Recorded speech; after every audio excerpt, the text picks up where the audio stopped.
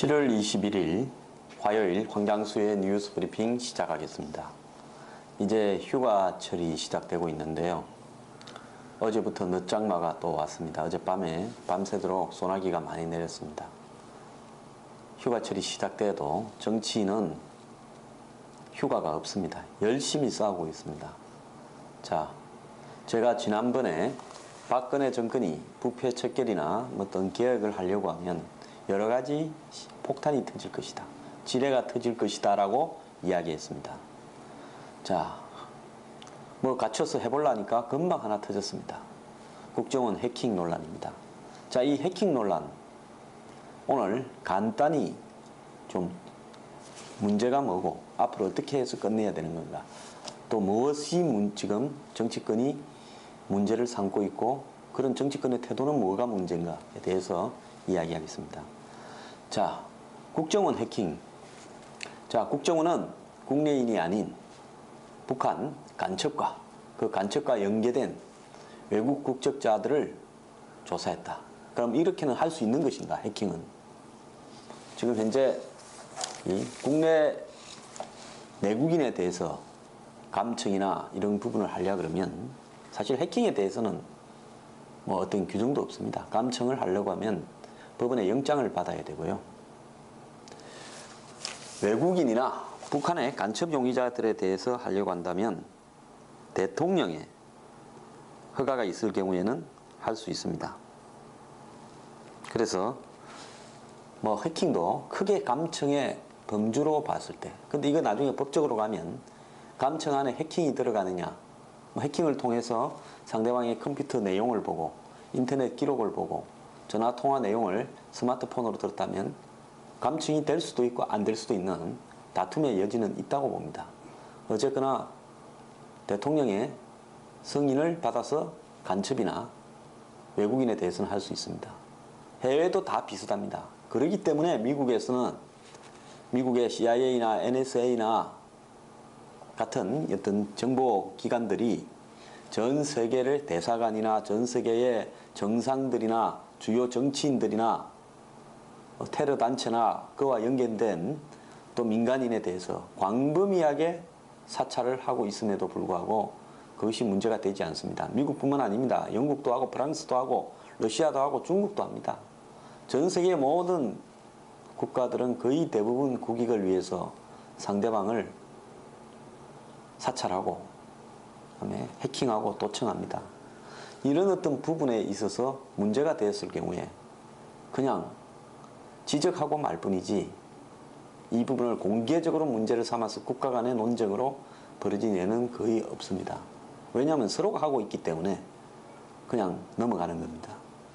자, 한국에서요, 마치 정부가 전 국민을 상대로 도청과 감청, 해킹을 하는 것처럼 야당 의원들, 한국의 좌파들, 진보 세력이라는 사람들 난리를 떨고 있는데요. 제가 오늘 간단히 한국의 도청과 불법 사찰의 역사를 말씀드리면, 민간 정부가 들어선 이후, 뭐 그 이전에 군사 정권이 있었을 때에 대해서는 말하지 맙시다. 군인 출신 대통령이 있을 때는 뭐 말할 필요도 없고요. 민주화라는 이름을 내어 걸고 직선제 대통령으로 당선된 노태우 대통령부터 시작한다면 노태우 대통령 때 미림팀이라는 게 만들어졌습니다. 그 다음에 YS 대통령 때도 역시 있었습니다. DJ 대통령 때도 참 호텔이나 한정식 집에 걸어놓고 했습니다. 노무현 대통령 때는 언론인에 대해서 도감청을 했다는 의혹도 제기됐고, 민간인 사찰 논란이 MB 정권 때 불거졌을 때 광범위하게 노무현 정권도 민간인에 대해서 사찰했다는 내용이 나왔습니다.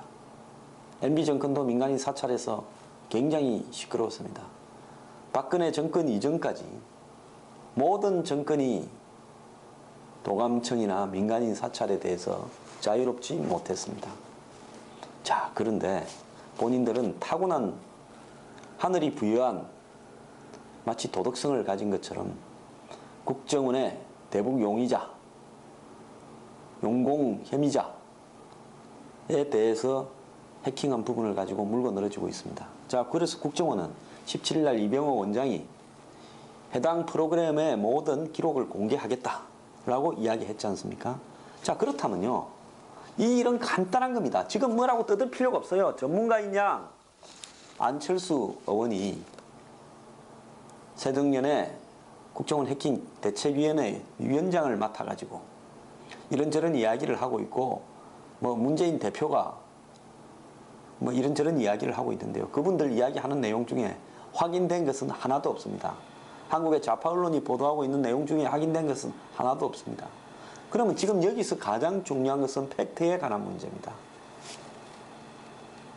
국정원의 원장이 관련 해당 프로그램 기록을 공개하겠다니까 그 프로그램 내용을 지금 죽은 임 과장이 삭제했다는 내용까지 포함해서 그것이 복구 지금 된다고 하지 않습니까? 디가우징이라고 커다란 자석을 갖다 대가지고 기록을 다 없애버리지 않는 한은 그냥 삭제했다면 다 남아 있습니다. 디가우징 했을 때는 아예 원천적으로 복구가 불가능합니다. 그렇기 때문에 이미 삭제가 돼서 복구가 안 될 거다라고 야당이 주장하는 것은 국정원이 복구하고 있다니까, 복구가 가능하니까 복구하고 있다는 거고요. 디가우징을 하면 다 없어지지, 일부만 살아남고 일부는 없어지고 그렇게 되겠습니까? 그렇지 않습니까? 하드에다 대고 커다란 자석을 갖다 대서 싹 삭제를 하는데 일부만 남을 수가 있겠습니까? 그렇다면 국정원의 로그 기록, 즉 로그라는 것은 이 지나간 흔적들에 대해서 로그라고 하지 않습니까? 그래서 그 로그 기록에 보면 언제 어떤 웹사이트에 접속을 했고 프로그램이 어떻게 구성되어 있고 뭘 작업했는지 어느 서버에 연결됐는지 전부 다 나오게 되어 있습니다. 그걸 보고 사실인가 아닌가를 정리한 다음에 이 논쟁은 매듭 짓는 것이 맞다고 봅니다. 그걸 했는데 실제로 국내 민간인들을 갖다가 뒤졌다면 그때는 야당이 또 떠드세요. 국정원은 또 다른 해명을 해야 되겠죠. 그걸 하기 전에 추정해서 미리 예단해서 어떤 이야기를 하고 있는 것은 정말로 비전문가들이 해외 해킹 회사에서 벌어진 일을 가지고 이 국내에 가져와서 정쟁을 유발하고 있는 겁니다. 지금 야당 내부에서 이렇게 할 사정도 충분히 이해갑니다. 이 와중에 야당은 어제 핵신안이라는 내용을 중앙위원회에서 통과시켰습니다. 자, 내부에 분열 소지, 분당의 소지가 점점 확산되다 보니까 강경투쟁으로, 자, 지금 밖에 불이 났는데 우리 집안 식구들은 다 그 불을 열심히 가서 부채질하자, 상대 집으로. 이렇게 이야기를 하면서 단합을 도모하려는 거 아닙니까? 그러니까 일체 비대위원이든 혁신위원이든 맞지 않겠다든 안철수 의원도 이번에는 박원순 시장이 메르스 때 한마디 해서 인기 올라간 것처럼 본인도 전문성과 능력을 보여가지고 대선 후보로 다시 부각되기 위해서 국정원 해킹위원회 위원장을 맡은 거 아닙니까?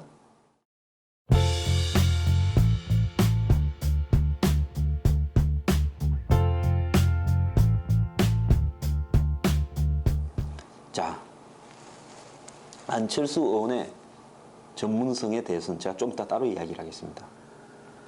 이런 상황에서 일단 국정원에서 모든 기록을, 해당 프로그램 기록을 공개하겠다. 그 한 일 자체에 대해서도 저는 문제가 있다고 보고 있습니다.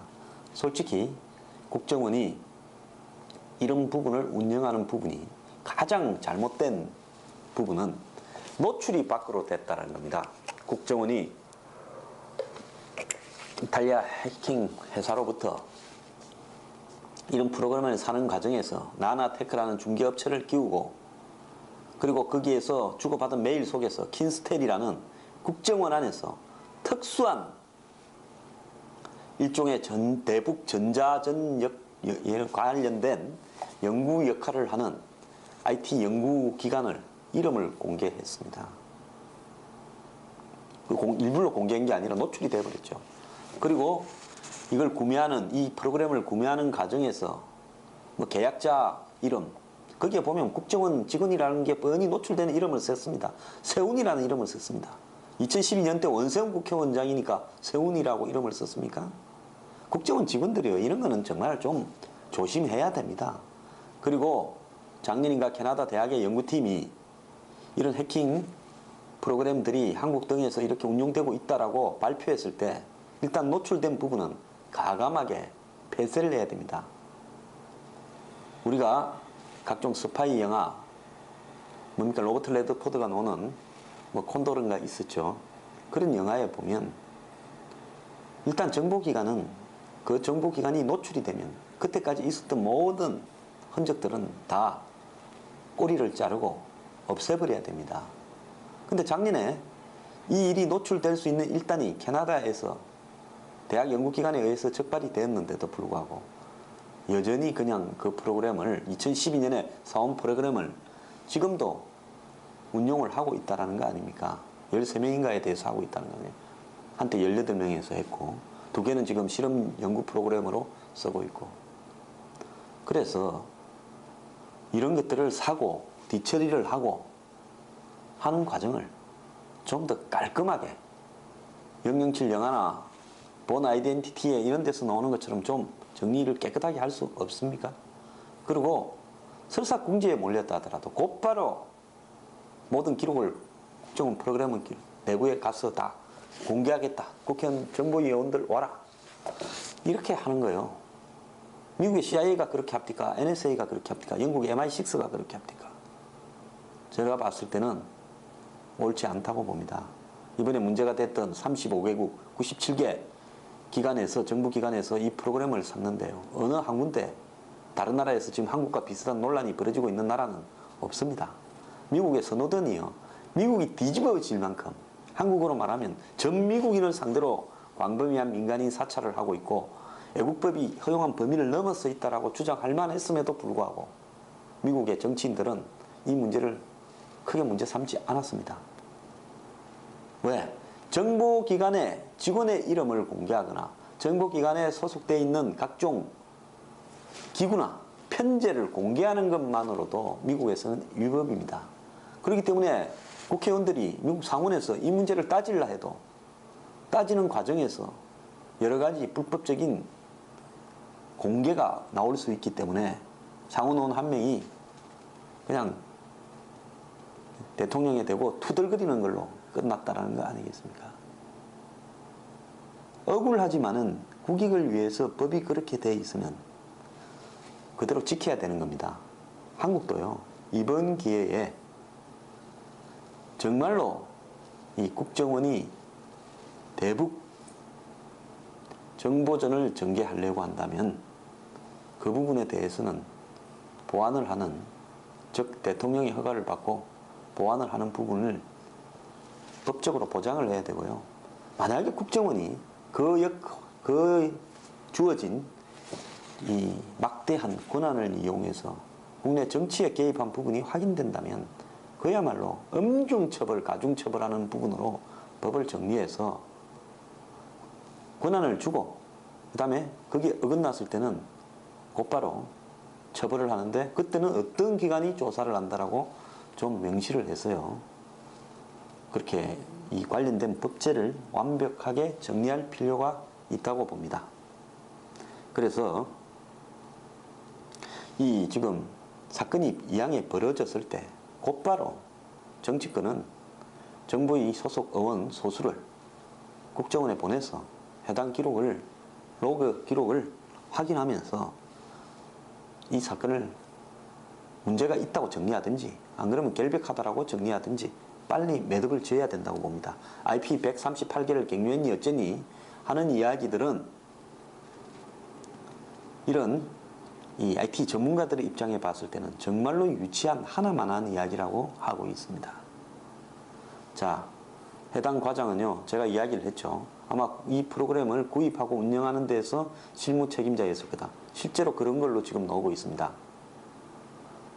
국정원 전자안보국인가에 소속돼서 그런 역할을 해왔고, 이런 부분들이 이번에 노출되는 과정에 있어서 내부 감찰을 받으면서 이 친구가 굉장히 심리적인 정신적인 압박을 받아서 자살을 선택한 걸로 보입니다. 이 자살을 둘러싸고요.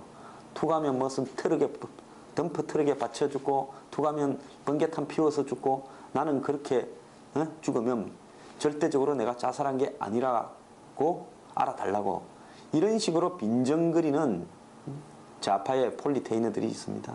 트윗이나 페이스북 등에 글을 올려가지고 이렇게 빈정거리고 있습니다. 남의 죽음을 가지고 그렇게 함부로 빈정거릴 일 아닙니다.